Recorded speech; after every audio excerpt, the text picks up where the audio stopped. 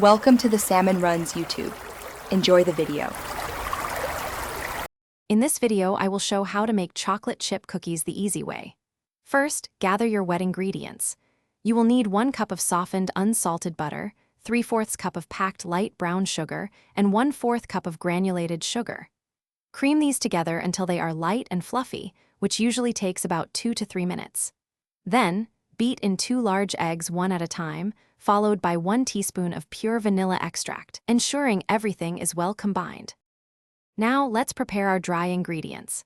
In a separate bowl, whisk together 2 1/4 cups of all-purpose flour, 1 teaspoon of baking soda, and 1/2 teaspoon of salt. This ensures even distribution of the leavening agent. Slowly add this dry mixture to your wet ingredients, mixing on low speed until just combined. Be careful not to overmix the dough, as this can lead to tough cookies. Stop as soon as no dry streaks remain. The best part is next, adding the chocolate chips. Gently fold in about 1 1/2 cups of your preferred semi-sweet chocolate chips.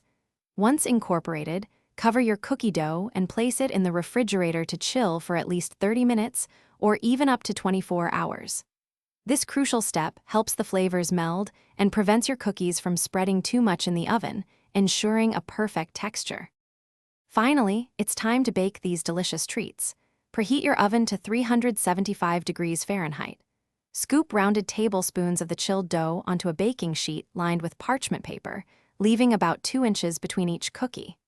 Bake for approximately 9 to 11 minutes, or until the edges are lightly golden brown and the centers are still slightly soft. Let them cool on the sheet for a few minutes before transferring to a wire rack. Thanks for watching. Consider subscribing if we helped you.